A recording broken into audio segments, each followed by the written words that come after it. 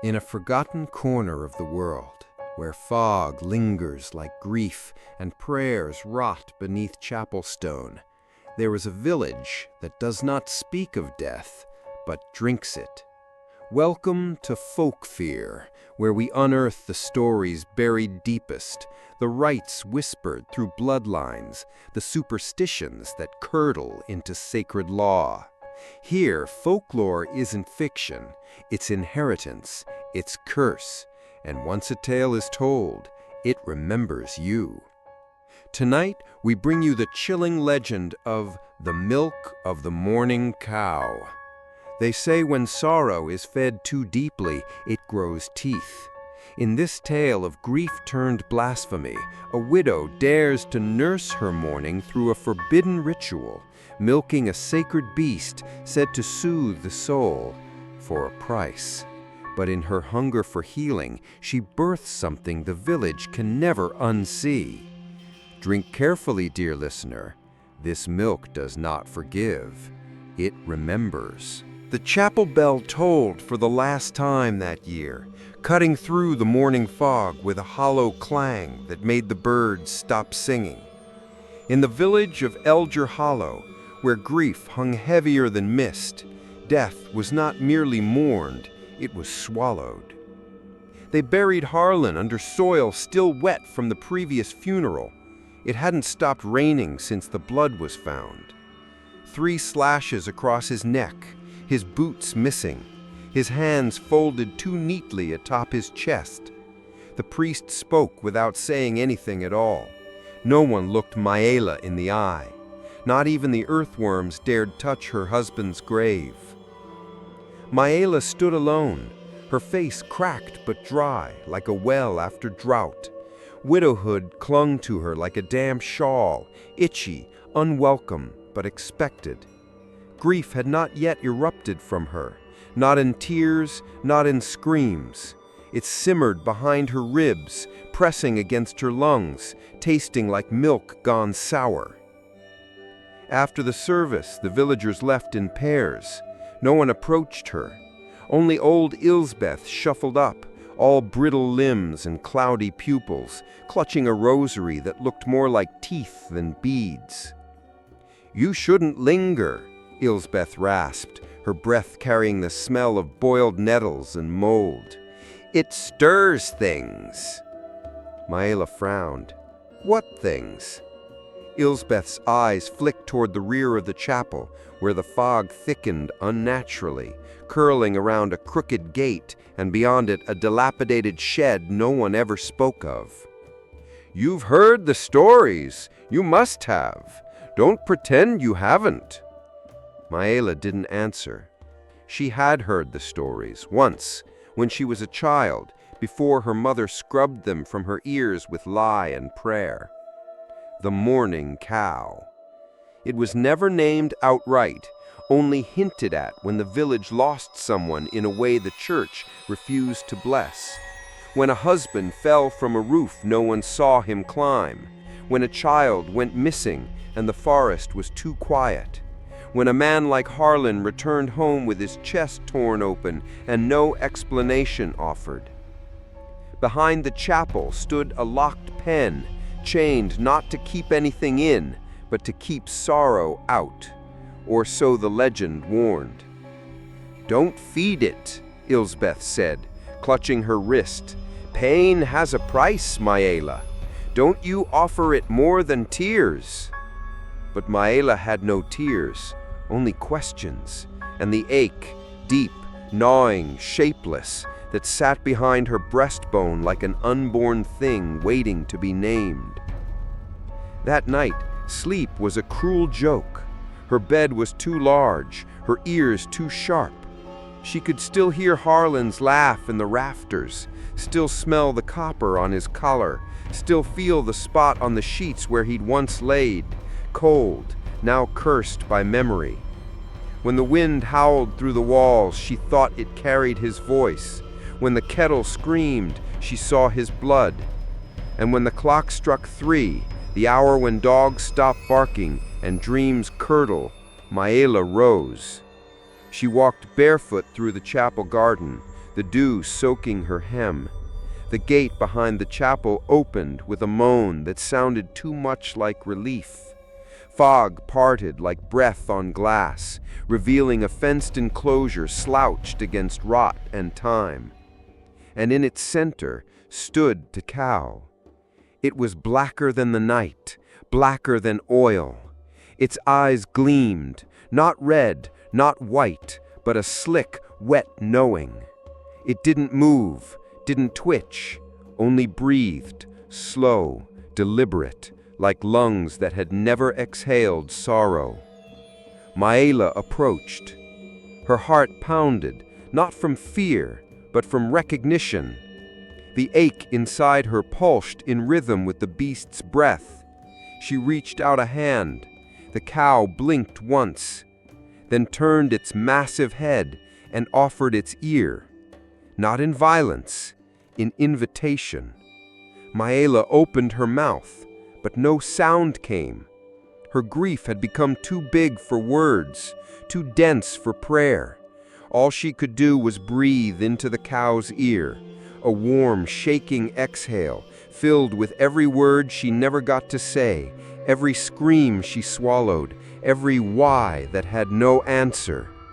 And when she finally stepped back, the cow shuddered. Its udders, dry and cracked when she arrived, now hung heavy, glistening with a pale, thick milk that steamed in the cold. She ran, all the way home. But the next night, she returned, and this time, she brought a pail. The pail clanged against Maela's leg as she crept through the garden under a moonless sky. Her hands trembled, not from cold, from certainty.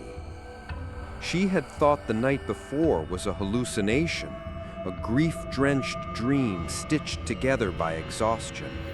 But the cow had been real. The warmth of its breath, the glisten of its milk, the aching silence that welcomed her sorrow. Now she walked the path behind the chapel with deliberate dread, every step echoing louder than the last. The gate protested again as it opened, as if aware of what it was allowing. The fog was thinner tonight, revealing more than it should. The chapel's stained glass windows glowed faintly behind her, depicting saints who turned their eyes away. And there it stood, the mourning cow. It hadn't moved from where she left it, impossibly still, its hooves half sunken in the mud as though rooted. The smell was neither foul nor fresh. It was something older, earthy, fermented, like time left to rot. Maela approached, the pail heavy in her grip. She did not speak, not yet.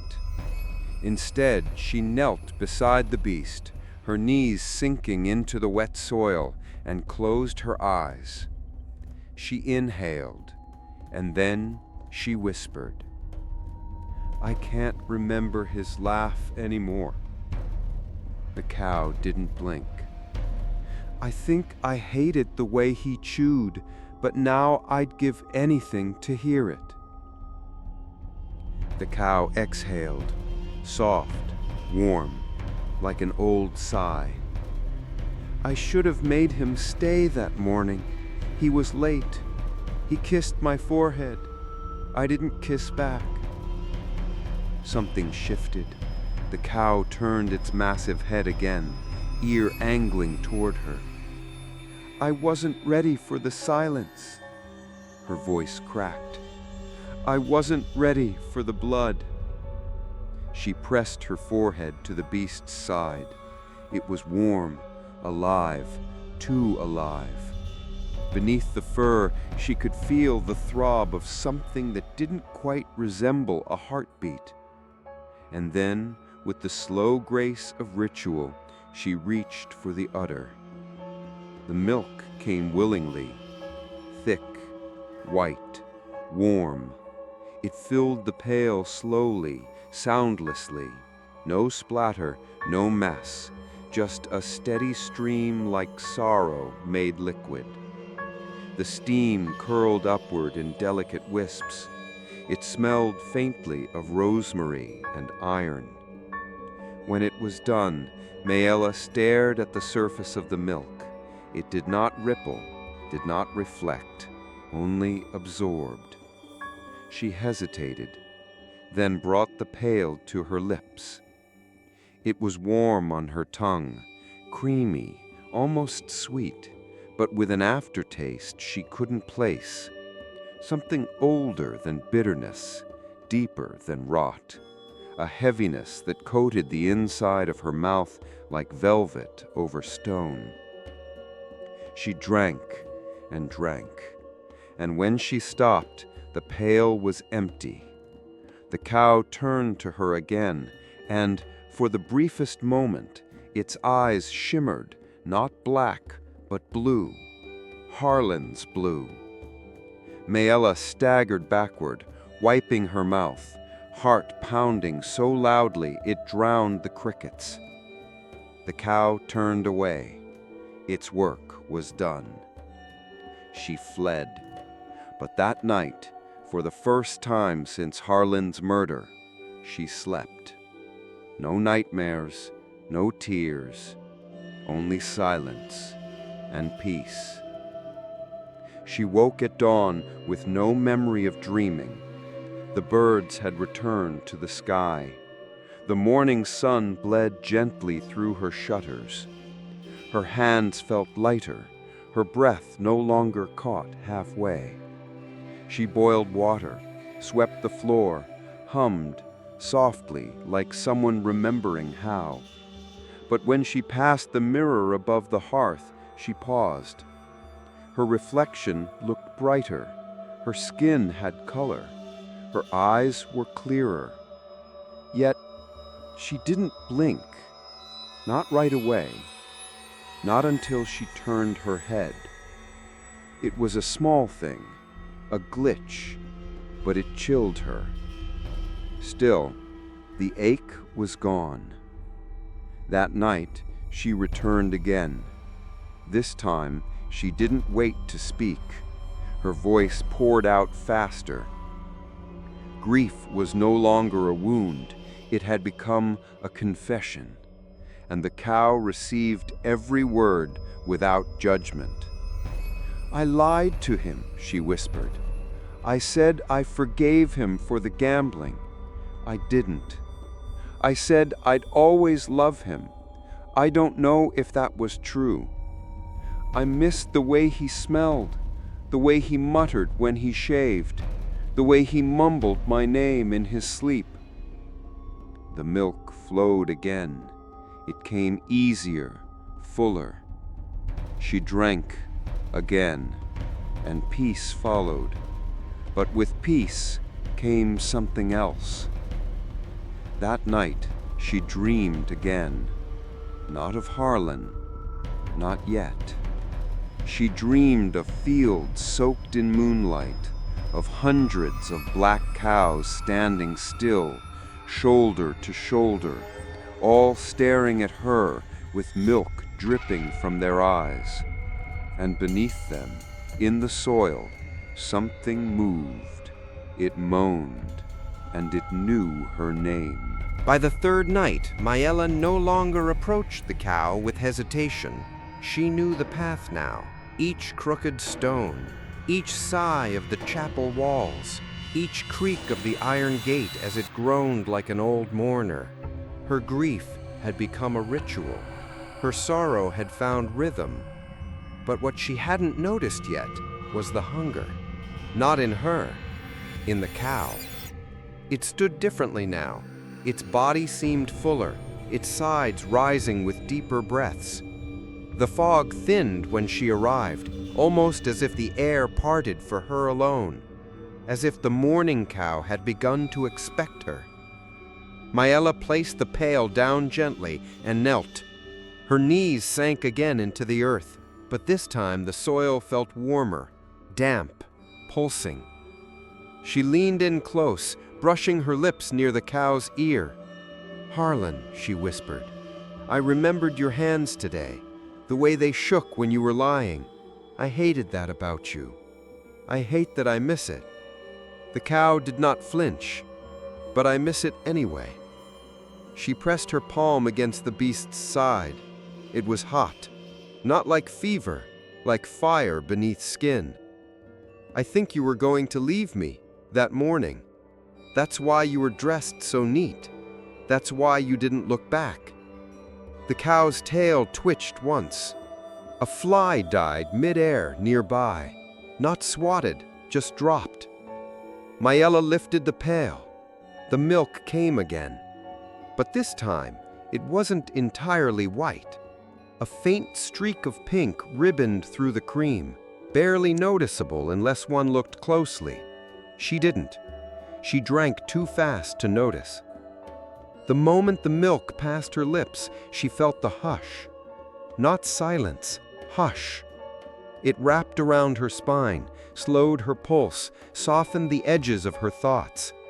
The world faded one sense at a time until there was only warmth and memory. Except it wasn't hers. She was standing in Harlan's boots, heavy, caked with mud, the smell of rain in the distance. She turned and saw herself, Mayella, asleep by the hearth. Then a creak, a door ajar, a whisper not hers. Then blood, a scream she would never hear, and hands, his hands reaching for something in the dark before everything vanished. Mayella dropped the pail. The milk splashed across the grass, sizzling faintly. Steam rose, or was it smoke? She looked at the cow. Its eyes were closed. Dreamin'? No, listening.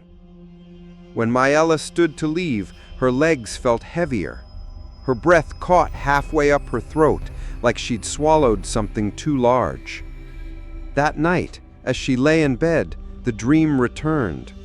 Not a memory this time, a warning. She stood in the chapel, alone, but the pews were full, not with villagers, but with black cows, rows of them, silent, watching. In the pulpit, Harlan stood, his face a mask of stretched skin, eyes replaced with udders, his mouth gaping open as hooves spilled from it, twitching, wet. She woke with a scream caught in her throat, and her sheets damp with sweat or milk. And somewhere beyond the walls, in the distance near the chapel, a low, guttural moo echoed across the fields. In the days that followed, the villagers began to notice her, not with kindness, with distance. Children stopped waving. The baker stopped speaking. Her neighbor, Ada, crossed herself just from seeing Mayella's shadow stretch too long across the garden. The priest never knocked, but someone had left a note wedged into her windowsill. "Widows don't milk beasts." She burned it, and returned again that night, because now the ache wasn't just sorrow, it was addiction. The cow greeted her with stillness. No one had fed it, no one had cleaned the pen, and yet it glowed faintly, not like an animal, but like an altar. Mayella whispered, "More truths now, more venom. I hated how you made me small, Harlan. I hated how I needed you anyway. I hate that this milk knows me better than you ever did." The cow breathed deeper. Its nostrils flared. The milk came thicker now, streaked with gold this time, metallic, heavy. She drank. And this time, her vision didn't blur. It cleared. She saw the villagers, each with their own cow behind the chapel. 100 rituals in secret, 100 pails, 100 whispered sins. The whole town was grieving, feeding, milking. And the mourning cow, the one she drank from, was the first, the mother of grief. When she woke again in her own bed, she found something on her pillow. A tuft of black fur. Wet. Still warm. But she hadn't brought any back with her. Had she? That morning, as the sun crept into her home, Mayela looked at herself in the mirror again. She looked younger, stronger, but her tongue, it felt thicker. And when she opened her mouth to speak, she swore she heard the faintest echo of a moo. Mayela awoke before the sun, and for a moment she thought she had died. The silence in her cottage was not empty, it was hallowed. Not the stillness of sleep, but the reverence of something holding its breath. She stretched her limbs, and they moved easily. No ache, no tightness. Her joints no longer creaked. The black ache that had once sat behind her ribs was gone. In its place was something else. A lightness, but also a hum. Soft, low, constant. As if something beneath her skin was singing. She dressed in silence, ran a comb through her hair and lit the stove. Her reflection in the kettle's sheen startled her. Her eyes were clearer. The bags beneath them had vanished. Her skin had taken on a flush not seen since girlhood. She looked alive, radiant. She felt none of the dull, greased mourning the village expected of widows. She even smiled, faintly, like someone remembering a secret they no longer regret. But when she stepped outside, the world reacted differently. Children froze at the sight of her. A man tripped over his own boots trying to avoid her gaze. Even the stray cat that used to nap on her porch hissed and vanished into the hedges. They looked at her not as a woman in grief, but a woman touched. Mayela did not mind. They had never brought her comfort anyway. She spent the day like any other, tending to her garden, sweeping the floor, boiling herbs, yet everything she touched felt softer, more responsive. The soil yielded more easily, the stove lit without spark. Even the wind seemed to move aside for her. But when dusk fell, the humming returned, and she knew what it wanted.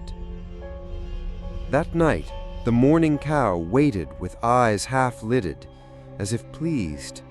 The fog did not resist Mayela's presence anymore. It curled around her ankles like an old friend. The gate no longer creaked. The lock swung open on its own. This time, Mayela didn't kneel. She stood tall, her hand brushing against the cow's flank with something like reverence or ownership. She whispered, "I remember when he stopped touching me, how it made me feel like a ghost before I ever buried him." The cow exhaled, its nostrils flaring with heat. "I remember the women who looked at him too long. I remember the bruises he called accidents." She pressed her palm flat against the beast's belly. Its skin felt hotter now. Veins pulsed beneath her fingertips. "I remember how free I felt when I saw the blood." The cow turned her head slowly. Its breath fogged the air between them. And then came the milk. Thicker, heavier, with a golden sheen that shimmered like oil on water. When she drank it, it no longer tasted like milk. It tasted like truth, bitter and warm and final. The world tilted, and Mayela saw them, the villagers, years ago. One by one whispering to the same cow, older than, but just as still, each with their own grief, a lost child, a suicide, a betrayal, a murder, all fed into the same black ear, all drank, and all changed. She saw Ilsbeth, younger, knees in mud, eyes hollow, whispering through clenched teeth. She saw the priest, cloaked in shame, offering sorrow like a tithe, drinking with tears in his beard. She saw Ada, her husband hanging in the barn, her lips pressed to the cow's udder like a child desperate to forget. They had all done it, and now they feared her, not because she broke the rules, but because she reminded them of what they had paid. When Mayela returned home, she found something new growing in her garden, a a flower she hadn't planted, black as soot, soft as ash. Its petals curled inward, and when she touched it, it bled a single drop of milk. She left it there. By the 5th morning, the glow in her cheeks had turned to heat in her bones. She stopped wearing her mourning clothes. Her voice deepened, not in tone, but in presence. When she spoke, people listened, even if they hated her for it. And yet her dreams grew darker. She saw herself wading through tall grass, her feet bare and wet, the sky a bruised purple. Cows followed her, not walking but crawling, their limbs twisted, their faces stretched like masks of sorrow. They moaned not like animals, but like men. And in the center of the field was Harlan, but not whole. He stood with his back to her, his skin covered in small holes. From each one a hoof protruded, tiny, writhing. He turned. His mouth was gone, but his eyes were not his own. They were hers. Maela awoke with her hands clutching her stomach, empty, not with hunger, but with longing and guilt. That day she avoided her reflection, not because she feared what she might see, but because she feared who else might be looking back. That night, the milk came red, just for a moment, one drop. She wiped it away and drank anyway. It began with the smell. Not the smell of decay or sickness. That would have made sense. This was different. It was the scent of warmed hay, of animal breath, of something musky and alive. It clung to the corners of Maela's cottage like fog made flesh. She scrubbed the floors, burned bundles of sage, left her windows open for wind to carry it away. But the scent stayed, grew stronger, seeped into the wood of the walls and the fibers of her sheets. And then came the sound, a low, rhythmic thud, like a heartbeat, but not hers. It pulsed from inside her, beneath her navel, deeper than bone, sometimes soft, sometimes sharp enough to double her over.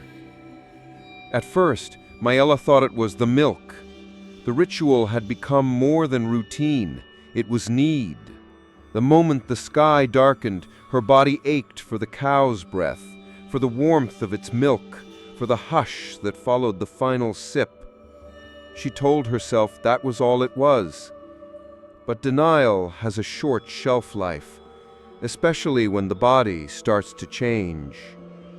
It had been only a few weeks since Harlan's death, and only a handful of nights since Maela began the milking. And yet, her belly had begun to swell. Not much, just enough that her dress fit tighter, that she felt full in places that hadn't held life since her miscarriage 5 years before. She stared at herself in the mirror, pressing cautious fingers into the slight curve of her abdomen. It pulsed, once, then again, then a sound, not a kick, a moo, faint, impossible, echoing from within. Maela stumbled backward, hand over her mouth. No, no, no! But the body knows, the body remembers, and hers, for all her denial, had already begun to nurture. She hadn't lain with anyone since Harlan, and yet life was growing, and it was not human. That night, she didn't go to the cow, but the cow came to her in dream. She stood at the edge of a black field, the sky split open with stars that pulsed like eyes. In the center stood the cow, massive, taller than the trees, its body stitched with mouths that whispered in a dozen voices. Maela's name, her husband's, a lullaby her mother once sang. and in its mouth, one of its many mouths, dangled a cradle. Inside it, something moved. A shadow with a spine made of hooves and eyes that blinked sideways. The cradle rocked. The cow began to sing, and Maella sang back. She woke gasping, her hands clutching her belly, which now beat with two pulses, her own and something else. Not rage, not joy, even not grief anymore. Anticipation. The next morning she went to the chapel not to whisper, but to question. She waited for the priest outside his study, but he never came. His door hung open, the candles within still burning, the pages of his scripture torn and scattered like feathers.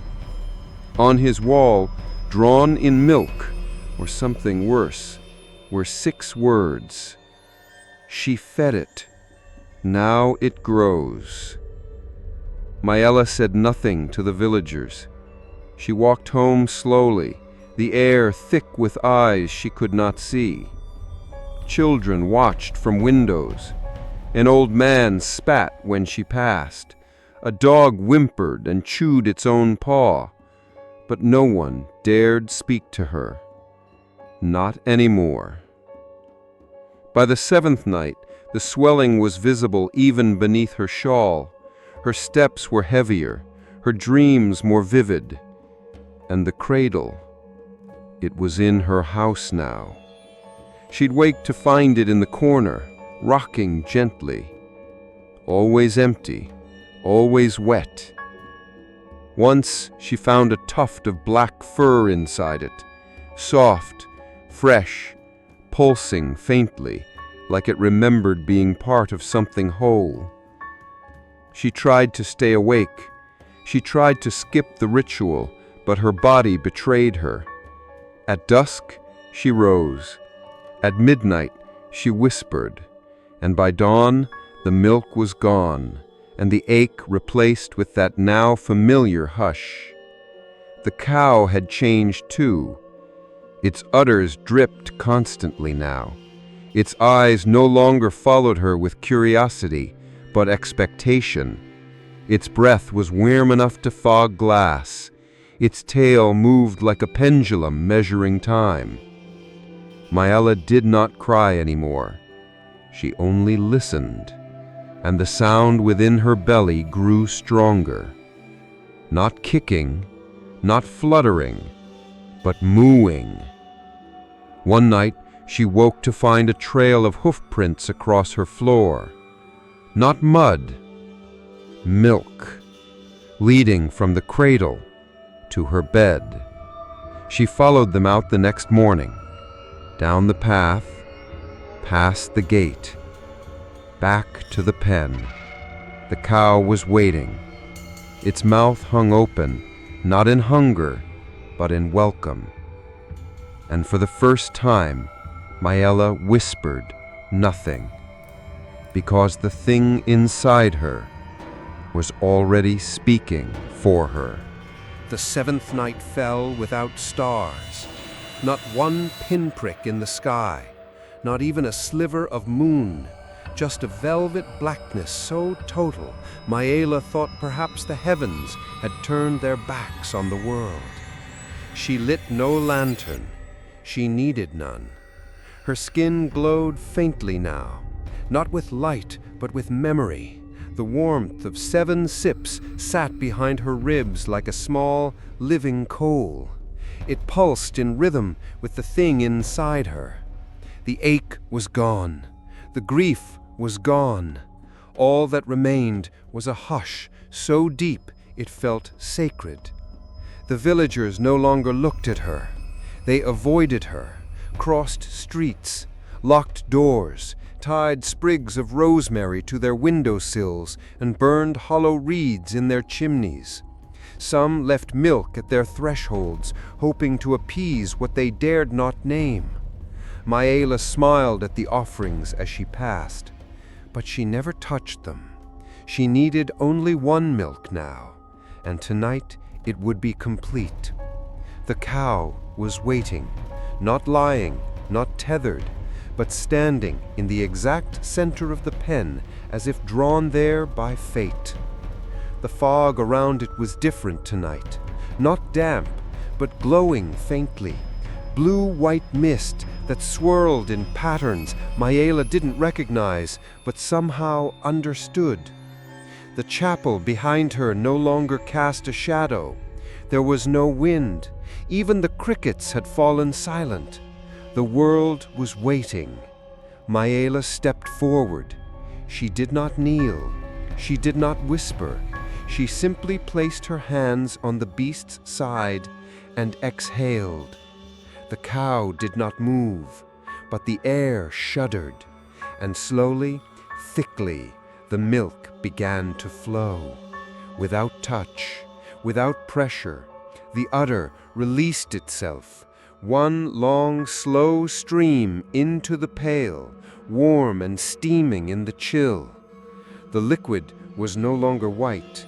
It had become the color of bruised moonlight, gray, shimmering, slightly opalescent.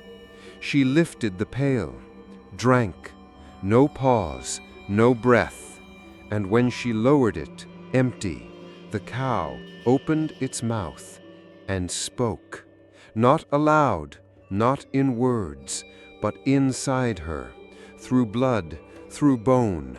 You are ready. The ground beneath her feet rippled, like wet fabric tugged by unseen hands. The trees swayed without wind. From the chapel, the bell rang backwards, the rope unmoving. Mayela's body went still, and then her spine arced. She dropped the pail and clutched her belly. The pain came suddenly, sharp, splitting, primal. Not contractions, not birthing pains. Transformation. She collapsed to her knees, breath ripped from her throat. Inside her, the thing moved, spoke. It was not crying, it was chanting. Words she didn't know, yet remembered. The world turned black, and in that darkness, she saw them.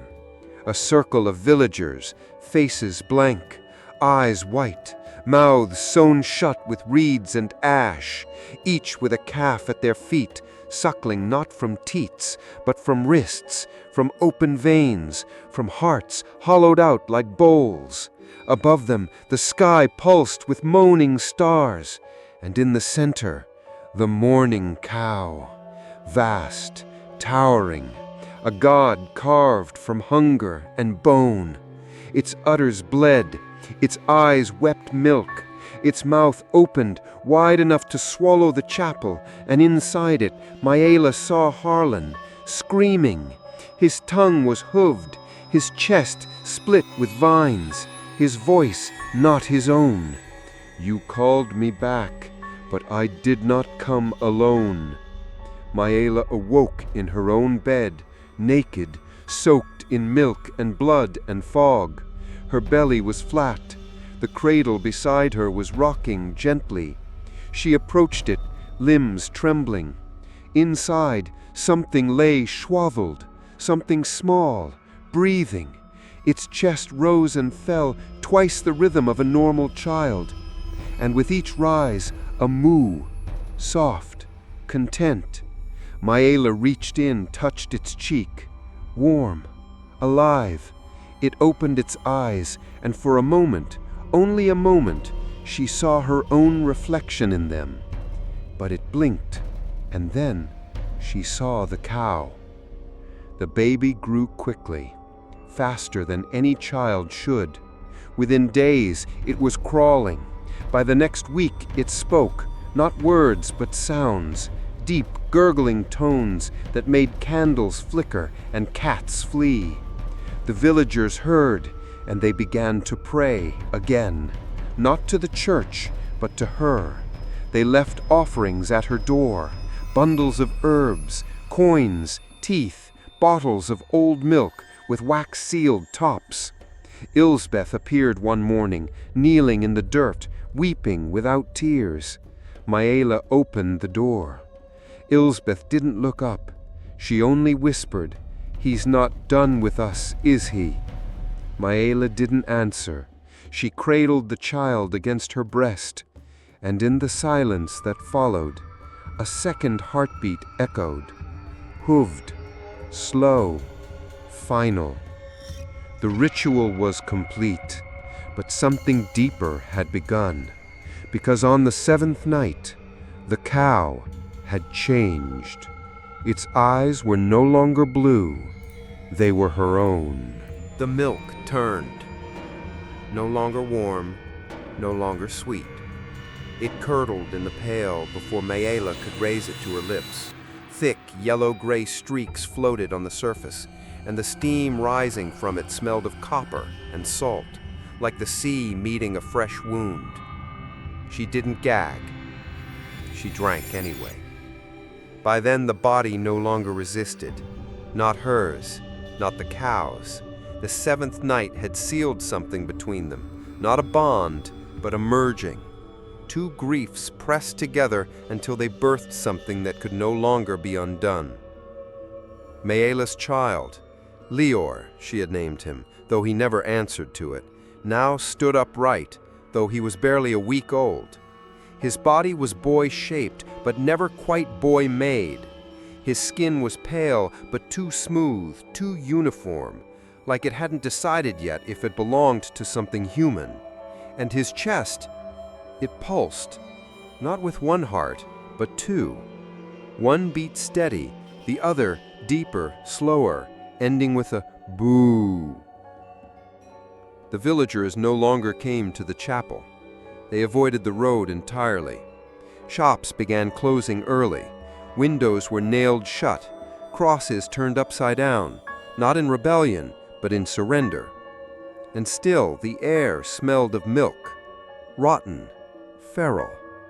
The mourning cow hadn't been seen since the seventh night. It had vanished, but its echo remained. The ground near the chapel stayed wet even in drought. Flies buzzed without landing. And in the cellar of Maela's home, a single hoofprint appeared on the wall, each morning in a new place, as if it were walking in circles. One afternoon, the town's baker was found kneeling in the center of his kitchen, dough hardening in his fingernails, repeating a single phrase over and over. "She drank it all! She drank it all!" His eyes were rolled white. His mouth was full of teeth that weren't his own, small, square, bovine teeth. On the third day of the cow's disappearance, Leor stood by the window and began to hum. The sound didn't come from his throat, but from beneath his skin. The glass trembled, the walls wept condensation, and in the fields beyond, the livestock began to kneel, not out of pain, but worship. Maela watched it all with a quiet that wasn't fear, but something deeper, resignation. That night, she found the milk again, not from the cow, from herself. She had awoken to a warmth on her chest, her nightdress damp and clinging. She touched her breast. Milk. She tasted it, sweet, then salty, then sharp. When she looked down at Leor, his lips were white, his eyes half closed, not drunk, fed. The dreams grew louder. She no longer stood in fields. Now she was beneath them, in the soil, in the root systems, wrapped in vines and bones and barbed wire. And in the distance, always in the distance, she heard a slow, dragging sound, like hooves across stone, getting closer. Villagers began disappearing, one by one. No screams, no blood, just gone.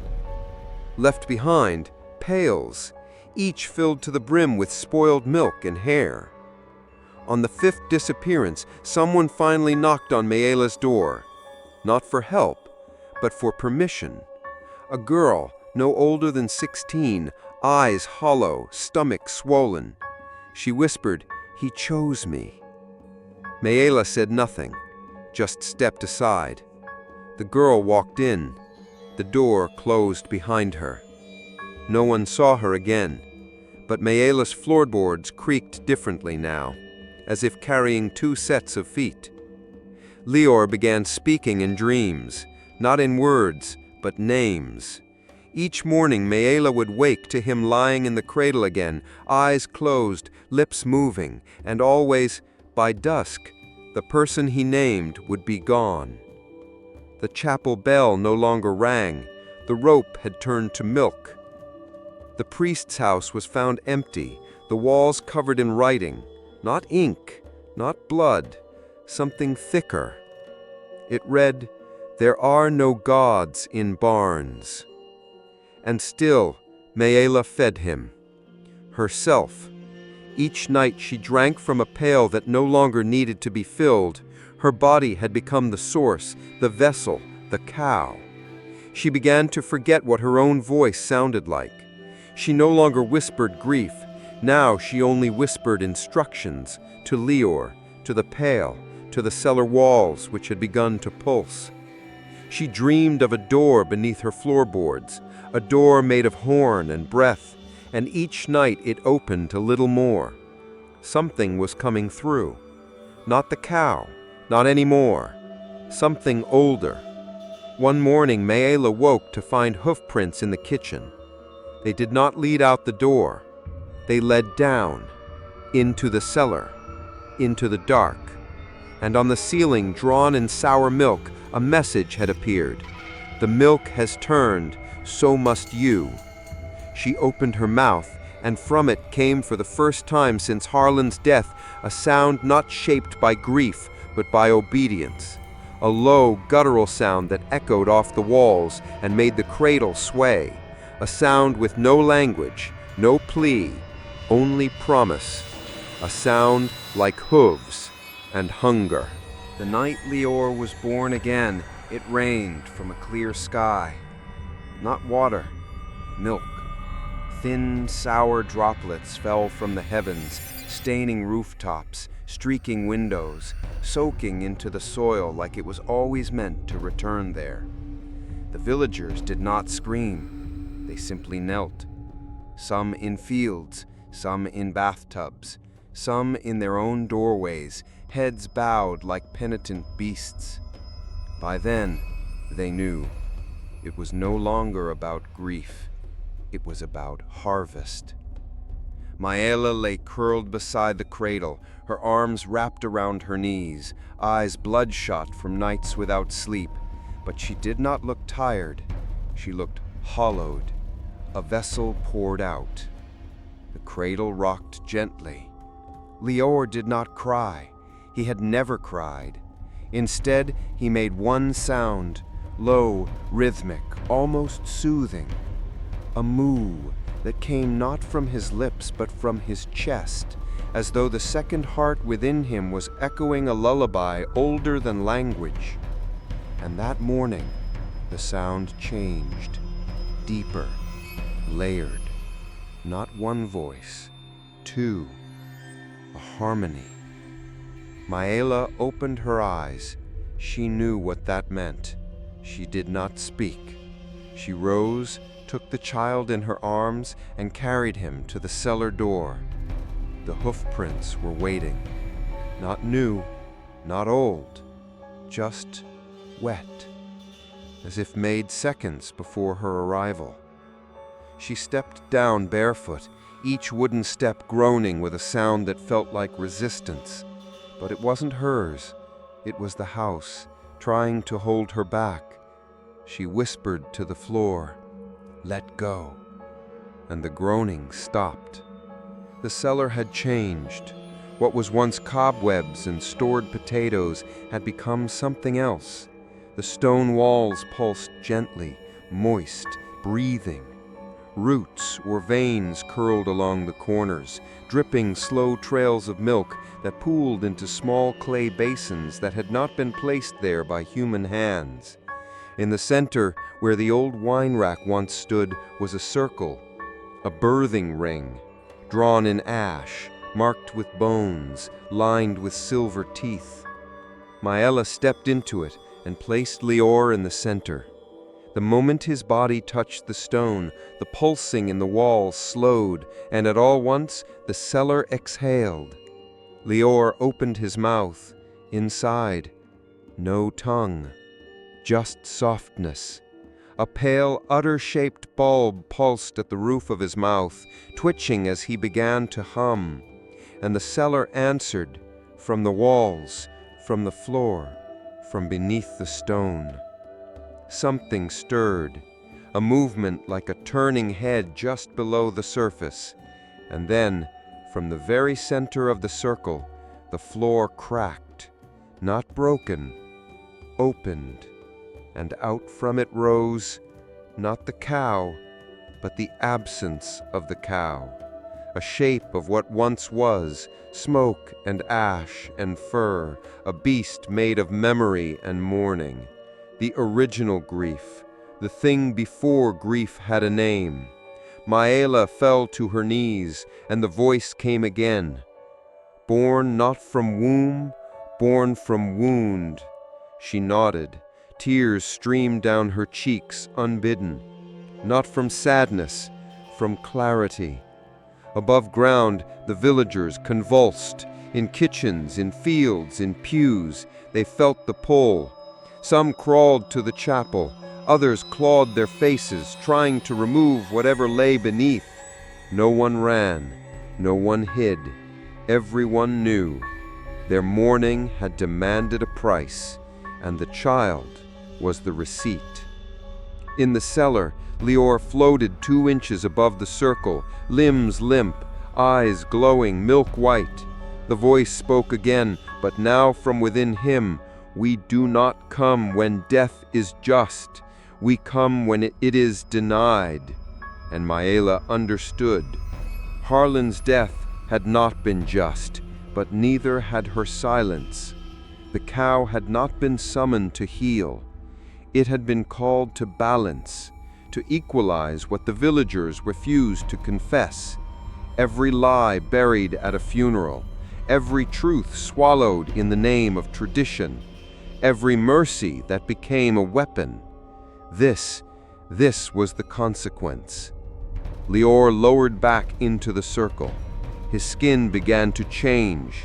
Hair, soft, black, sprouted down his back. His feet curled inward, his eyes closed sideways, and from his spine a long bone-thin tail unfurled, twitching like a question mark. Maëla did not look away. She reached forward, touched his cheek, and whispered, "Drink, my son." And from her palm the milk flowed, freely, no pail, no ritual, only obedience, only offering. That night the chapel collapsed, silently, as if it had finished its purpose. The stained glass turned to ash mid-air, the altar cracked in two, and from the rubble something crawled out on 4 legs. It was not the cow, it was not Lior, it was something new. The villagers never spoke again, not out of trauma, but by design. Their tongues turned stiff, heavy, milk-filled, and when they opened their mouths, only one sound emerged: a moo, unified, endless. Maëla rocked her child in the cellar beneath a house that now bled from the walls. She hummed. The same sound echoed from the trees, from the wells, from the fields, because now the mourning had found a voice, and it would not be quiet again. For the first time in 100 years, the chapel bell fell silent. No morning chime, no call to prayer, no toll for the dead. It simply stopped.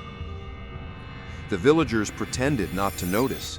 They swept their stoops and chopped their firewood and nodded to each other in silence, as if the bell had never existed at all. But beneath their quiet gestures, their hands trembled. Their eyes darted toward the hill, toward her house, toward the cellar no one dared name. The bell tower itself had not fallen. It stood, as always, tall, pale, ancient. But the rope that once pulled the great bronze tongue now hung severed, frayed at both ends, as if bitten, as if chewed. And the bell, still suspended above, was no longer made of metal. It had turned to bone, a single curved horn, cracked down the center. In the village record books, there had been no births since Harlan's death, only disappearances. And yet Mila's child, if he could still be called that, was growing. Not upward, not outward, but inward. His skin grew translucent, veins darkened. His ribs pressed sharply through his chest like fence posts, and the second heart, the moaning heart, now beat louder than her own. He didn't crawl anymore. He glided, not touching the floor, not disturbing dust. Sometimes Mila would wake to find him at the window, his breath fogging the glass in strange symbols. Sometimes she would find her own footprints beside him, but she had no memory of walking there. The cellar changed again. It now whispered, words she didn't understand, words she didn't need to understand. The walls were soft and warm, the floors pulsed, and in the very center, where the birthing ring had once been, there was now a hole, a tunnel, descending, spiraling, lined with teeth. And at the bottom, always just out of sight, something moved, something wet, something hungry. Mila no longer aged. Not that she remained young. She simply stopped, suspended between decay and bloom, her skin flushed with a blush that wasn't life, but feeding. Her eyes never blinked unless someone watched her. Her nails grew thicker, grayer. Sometimes she hummed lullabies she didn't recognize, but Lior did. He would smile. A smile made of too many teeth. The villagers began hearing things, mooing in the walls, breathing in their pillows. One man claimed he saw a black hoof press against the inside of his mirror. Another opened his well and found it filled not with water, but milk, clotted and moving. They knew what was happening. They had known since the first whisper in the chapel, since the first family fed their grief to the cow. They just never thought it would end like this, with silence, with a bell that no longer rang, with a God reborn not in a temple, but in a cellar. Children stopped speaking altogether. They hummed, in unison, at dawn and dusk, always the same note. It vibrated in the walls. It warped the weather. When the wind blew, it didn't whistle. It moaned. And when it rained, it wasn't water that fell. It was birth fluid. The church elders met in secret. They tried to recall the words of the old exorcisms, but the pages in their sacred texts had turned to milk-stained cloth. One priest drowned in his own communion bowl. Another vanished into his cassock, only his collar left behind. Their final attempt was silence, total silence, a vow of stillness and starvation. 7 of them locked themselves in the chapel and did not eat, did not speak, did not breathe loudly. On the 7th day, the doors opened by themselves. All 7 had vanished. In their place stood a single black calf, nursing from the altar. Mila did not leave the house anymore. She didn't need to. The village turned toward her like a flower to the sun. Pails of milk appeared at her doorstep every morning, offerings, not to her, to him, Lior, who now slept in no bed, who could not be held. He lay suspended above the cellar, limbs slack, head tilted, tongue thick and black. He pulsed like a lung, and the cellar breathed with him. One night, the bell rang. Once. No rope, no wind, just a low, haunting tone that echoed through the bones of every house, every field, every tree. The sound cracked windows, spoiled crops, caused wombs to turn cold. And from the forest edge, a herd of cows, black, silent, ancient, emerged one by one, each with a single human tooth embedded in its forehead, each with empty eye sockets that bled light. They did not walk, they floated, toward the chapel, toward the bell, toward the cellar. Lior opened his eyes and spoke his first word. Not in English, not in prayer, but in a language of bone and blood. A name, one Mila had never heard, and somehow always known. The house shook, not from impact, but recognition. The earth bent toward the cellar. The air thinned, and below them all, beneath the chapel ruins, beneath the tunnel's spiral, the original womb began to open, and something vast and wet and divine prepared to emerge, because the bell had not been silenced. It had only been waiting for the right sound, and now that sound had a name and a mother. The eyes came first, not in dreams, not in shadows, but in public. They appeared in the bark of trees, blinking slowly as villagers passed, in panes of old glass, where faces once reflected, now only wide, unblinking eyes stared back. Even in the stones along the path to the chapel, eyes opened like wet seeds splitting from the inside. They were not Maela's eyes, they were not Lior's, they were the village's, turned inward, rotten with guilt, desperate to witness what they had denied. It started with a child, a girl named Elzen, born without tears, whose tongue had long since gone still. She wandered from her family's garden one dusk, drawn by a low humming under the soil. They found her the next morning on the chapel hill, kneeling before the broken bell, her small hands pressed into the earth. Where her eyes once were, two perfectly formed teats had grown, soft, pale, pulsing. She smiled and mooed. After that, no one questioned what was happening anymore.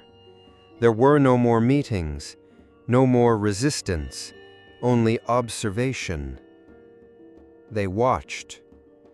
From behind curtains, from attics, from cracks in cellar doors. The entire village became a single quiet eye, and all of it was fixed on her house, the house that no longer decayed, no matter how many storms passed or how thick the mold grew in others. Maela's cottage remained untouched, even refreshed. Its garden bloomed out of season, ivy wrapped lovingly around its stones, the windows never fogged, and at its center, Maela nursed the god. Lior had stopped pretending to be a child. His form flickered now, sometimes the shape of a boy, sometimes a calf made of ash, sometimes a silhouette shaped like no creature on earth. He did not speak in words, he spoke in longing, and the village heard it. They felt it in the itch behind their eyes, in the ache in their joints, in the dreams that bled into waking life. One man wandered naked through the town square, scratching his chest until it peeled away. Beneath it, a black hide, soft and glistening. He screamed in relief, then collapsed into a puddle of milk and teeth. They began drawing him, Lior, the godchild, on walls, on skin, on the backs of their hands with soot and nail tips. They drew his eyes, one human, one hollow. They drew his heart, cracked in two, one side weeping blood, the other milk. They drew the cellar, always open, always deeper than it should be. Some drew Maela, but never her face, only her mouth, open, poured from, endless. Each night she descended into the cellar that no longer stayed the same. Sometimes it breathed, sometimes it dripped. Once it sang, and always, always, the tunnel spiraled deeper. Maela followed, not because she wanted to, because she was called. She brought pails still, not to carry milk out, but to feed it downward, to pour into the mouths in the walls, into the hungry cracks, into the floor that sometimes opened like a throat. She whispered old lullabies she no longer remembered learning. She pressed her hand to the damped stone and felt Lior's pulse move through it like roots. And one night, she found a cradle again.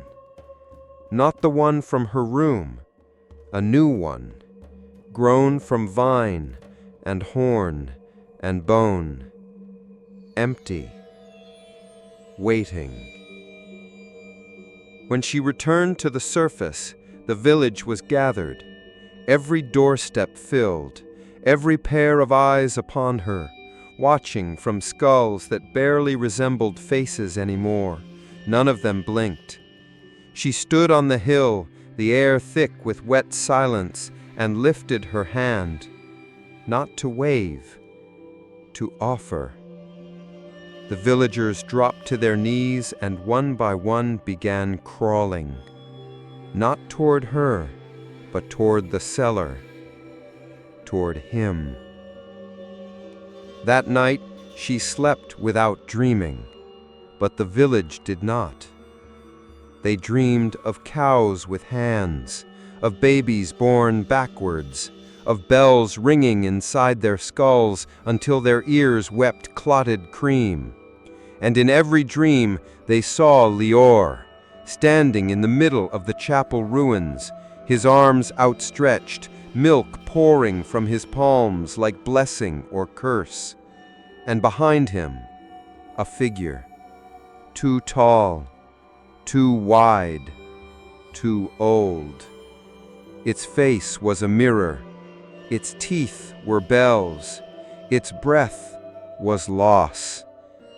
Some villagers woke screaming, others did not wake at all. By dawn, 6 homes were empty, no signs of struggle, only milk dripping from the doorknobs, and on the walls, drawn in thick lines, we watched, now we must witness. That night, Maela lit no candles. She needed no light.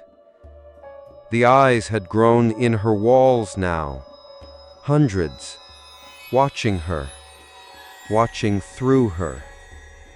Lior no longer slept.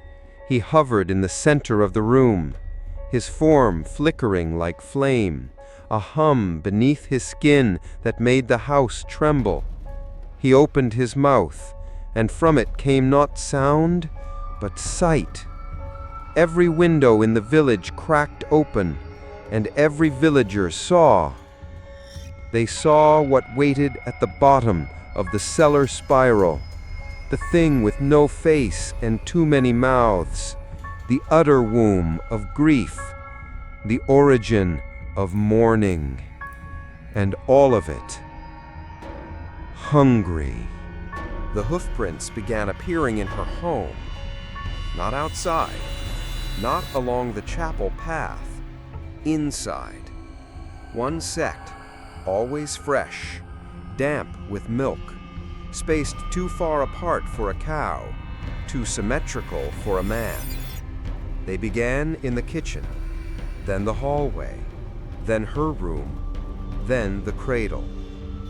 Each morning they shifted, each morning they grew deeper, and each one led to the same place, the cellar door. At first, Mila tried to clean them. She mopped in silence, scrubbed until her palms bled. But no matter how much she washed, they reappeared, not just where they had been, but further, advancing, as if something beneath the floor was walking upward, waiting, choosing its moment to arrive.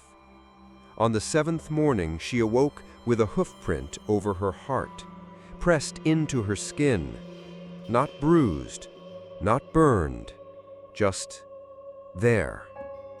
An imprint of ownership, a brand of worship. She touched it. It pulsed under her fingers like a second heartbeat beneath the one that had always been hers. But now she wasn't sure if any part of her was still her own. That night, she lit a single candle and descended into the cellar. The air had thickened, not with dust, but moisture. Her skin felt wet by the 3rd step. Her breath fogged the walls. The tunnel below had widened. Its spiral now sloped gently like an invitation. The walls writhed softly, veined, organic. Every so often, a slit would open beside her, milk trickling from it like sweat from skin. Mouths whispered from the stone, not words, but needs. Hunger, longing, thirst. She gave them each a name.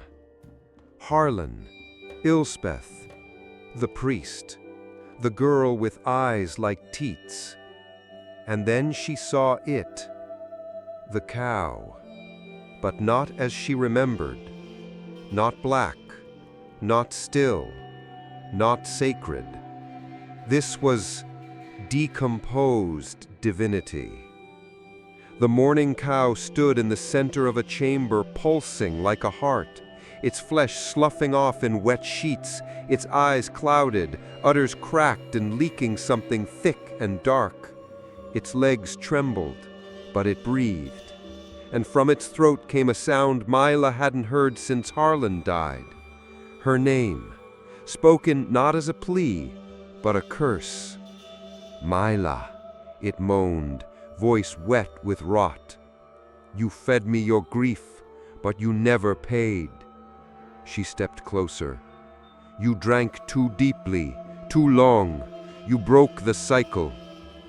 She touched its side. You turned mourning into worship. And then it opened its mouth, and inside, not teeth, but hooves, a spiral of them, twitching, climbing, wet with birth fluid.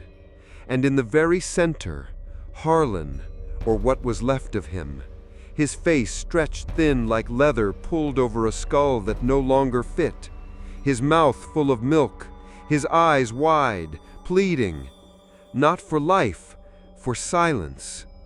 Let me go, he gurgled. Mila's lips parted. She tried to speak, but what came out was not words. It was milk, spilling down her chin. The cow leaned forward, breath sour with centuries, and whispered, You brought him back, but not whole, never whole. That is the cost. She sank to her knees, cradling her stomach, which had begun to swell again, impossibly, as if time itself bent to the rules of mourning. The cow placed its massive, rotting head upon her shoulder. It wept, thick, heavy tears that burned her skin. And in that moment, Mila understood. She had become the new gate, the new mouth, the new womb. The next morning she found Lior gone, the cradle overturned, Milk spilled across the floor, but not from him, from beneath.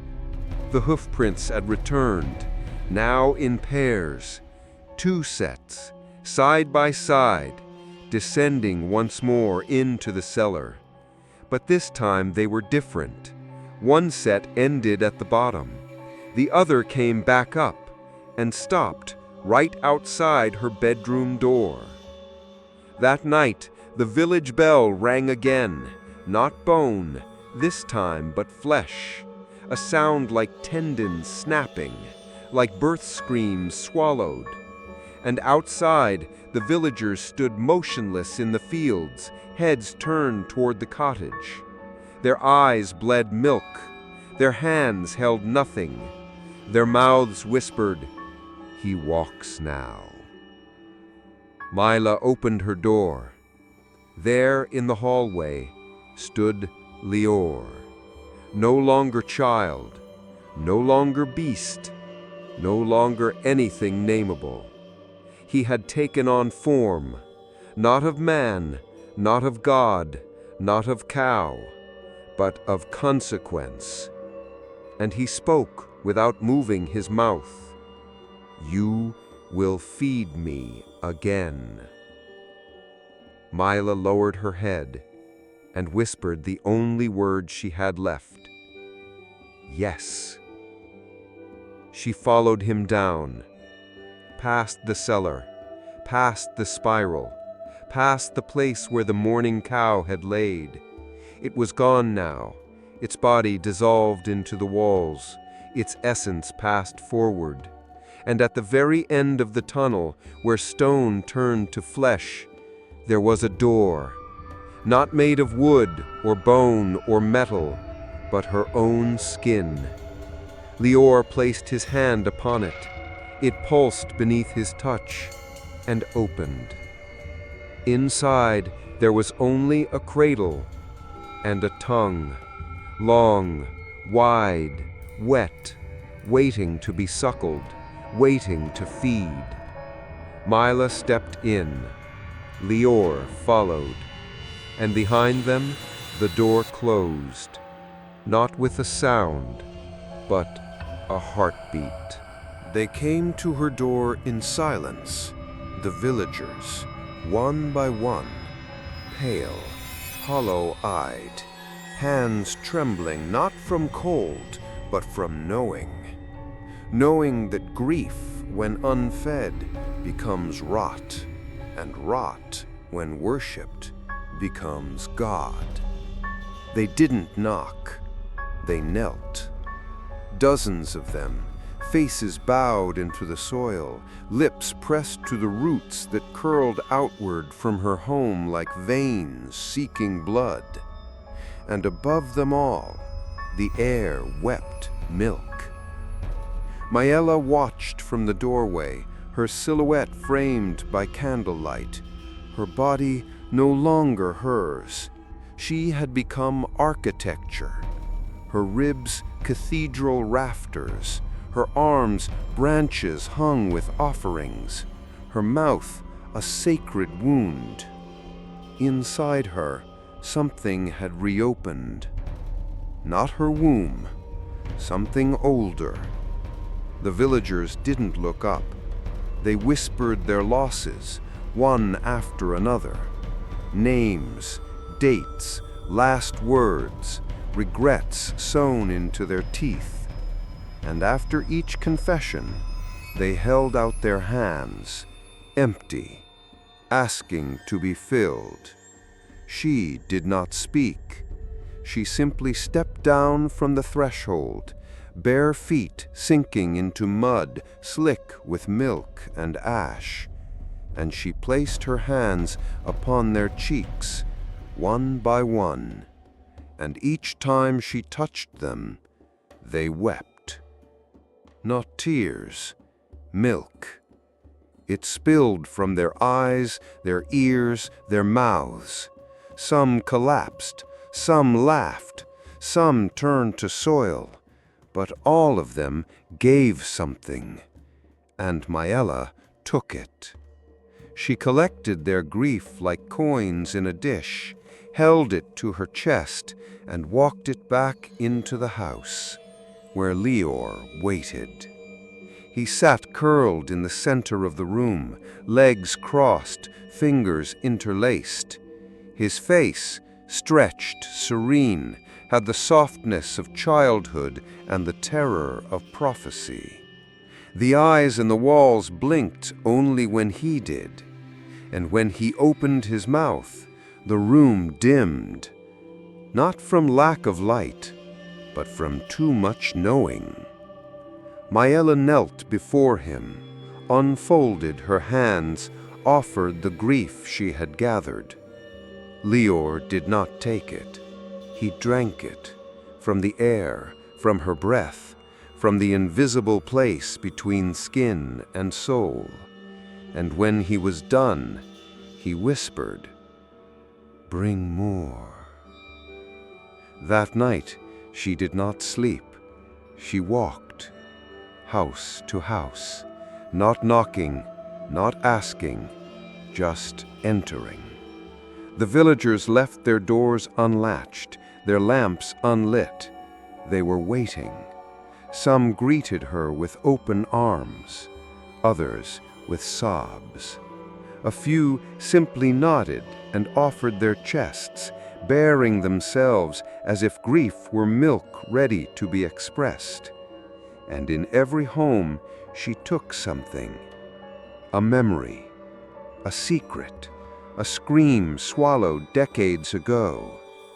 And when she left, they were different, quieter, smaller, hollow but peaceful, like fruit carved for ritual. By dawn, she had filled a basin with sorrow so dense it steamed. She poured it into Leor's cradle, though he no longer slept in it. The cradle absorbed it greedily and began to rock on its own. Then came the dreams, not hers, theirs.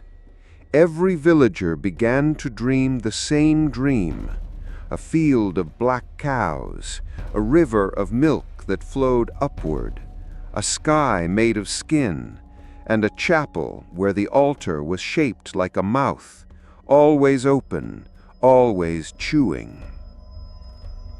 They woke with bruises shaped like hooves on their necks. Some refused to sleep again, but it didn't matter. The dream came anyway, even with open eyes, even in daylight. Ilsbeth, the oldest among them, came last. She wore her mourning dress, the one her mother was buried in. Her lips trembled with prayers long abandoned. Maëlla welcomed her without words. Ilsbeth whispered something no one heard. Maëlla leaned close, listened, then pressed her lips to the old woman's forehead and exhaled. Ilsbeth fell to her knees and died with a smile. Her body crumbled into milk dust, and when the wind took it, the air moaned, not in pain, in gratitude. The villagers watched as Maëlla gathered what remained and brought it to Leor. He opened his mouth and spoke. "The tithes have been paid." The cellar door opened without touch, its spiral lit from within by a glow too soft to be fire and too alive to be holy. Maëlla stepped aside. Leor walked forward, and the villagers followed, not as a mob, as a procession, slow, reverent, grief trailing behind them like incense. Down the spiral they descended, down past memory, past language, past sense, until the walls were no longer stone, but meat, the air no longer damp, but weeping, and the path ended at a vast, pulsing gate. Leor placed his hand upon it and whispered, You may witness now." The gate opened, and what they saw was not horror, was not salvation, it was reflection. Each villager beheld their own grief made flesh, a shape unique to their ache. Some saw mothers, some saw stillborns, some saw no one, just an empty chair. All of them fell to their knees, and all of them began to moo, because grief is not meant to be healed, it is meant to be fed. And in Eldre Hollow, they had built a god out of mourning, and now they would worship forever. It came with no warning, no sky splitting, no bells tolling, no chants echoing across the hills, just silence. A silence so full it felt like sound. A silence that pressed against the skin like steam, that hummed behind the eyes like a held-in scream. In that silence, the mourning cow died. It was not witnessed, it was felt. Every villager dropped what they held. Spoiled milk curdled in bowls, cradles split at the base, windows turned opaque. And beneath Maella's home, in the spiral's deepest chamber, the walls began to sag, flesh slumped inward, udders deflated. The heartbeat of the godchild slowed. Even Leor bowed his head. He did not cry. He simply whispered, "She has emptied herself." Maella found the body still warm. Or perhaps it was simply memory. The mourning cow, the first grief, the sacred sin, had collapsed into itself like a star at the end of its fire. Not bloodied, not decayed, simply finished. No rot left to give. Her eyes, once wells of knowing, were now dry sockets. Her limbs, once steady and still, lay curled inward like a child seeking the breast. Maella knelt before her and wept. For the first time since Harlan died, real tears, salt and warm. Not grief, not guilt, but release. She placed a hand on the cow's flank. Its skin was smooth and cold now, no longer humming, no longer pulsing with secrets. Just skin. Just death. Maella leaned forward and whispered, not to feed it, but to thank it. Then she turned to Leor and asked the question she had feared for too long. Will it end now? Leor's face did not change, only his voice, low and ancient. Only if we choose to forget. The milk began to dry up, first from the soil, then the wells, then the villagers themselves. Their eyes cleared, their teeth no longer ached with sweetness, their bones stopped humming. A strange stillness fell over Eldre Hollow, not peace, but emptiness. They had fed something vast, something eternal, and now that it was gone, they did not know what to do with their hands or their silence. Maella tried to sleep that night, but the house no longer breathed. The eyes in the walls had closed, the cradle had stopped rocking.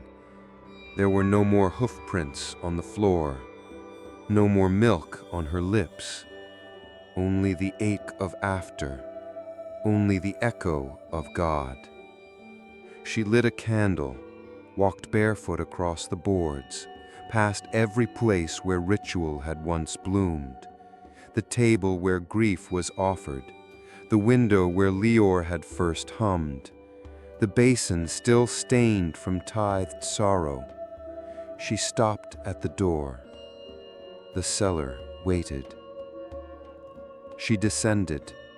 The tunnel had shrunk, no longer a spiral, now a throat, tight, bare, honest. She reached the final chamber. It was no longer alive, only stone. In its center, a single pail, full, white, still steaming. Maella approached. She knelt. She lifted the pail. Her arms trembled under the weight, not physical, but memory. This was the last milking, the final sip. What remained of the god, the grief, the sacred beast had collapsed into itself, like a star at the end of its fire. She pressed the rim to her lips, paused, then drank. It was not milk. It was all of it. Every whispered sorrow, every unjust death, every child that never came home, every mother who buried too many, every father who never said goodbye. The mourning of generations, the ache of the land, the guilt of the living, poured through her, flooded her, filled every crevice she had carved out to survive. She fell back, gasping, eyes wide with light. And in that moment, she saw. She saw the first family to ever feed their pain to a beast. A simple farm, a stillborn calf, a mother too broken to bury her son, a father who couldn't cry, and a black cow in the field, quiet, watching, waiting. She saw the first whisper, the first sip, the first dream of something darker. And then she saw the promise. If sorrow could not be softened, it could be shared. And if it could be shared, it could be worshipped. And if worshipped long enough, it could birth. Maella came back to herself, sweat on her neck, milk in her mouth, and a new sound behind her. Footsteps. She turned. Leor stood there, no longer child, no longer vessel, just man. Beautiful, terrible, radiant with sorrow. His eyes were her own. His voice was hers. You fed me. You freed me. Now I return the gift. He stepped forward, offered her his hand. Maella took it, and together they walked into the tunnel, which no longer led downward, but inward, into something older than history and gentler than pain. There is a chapel beneath the earth, older than the village, older than the cow, older than grief itself. It breathes, not with lungs, but with memory.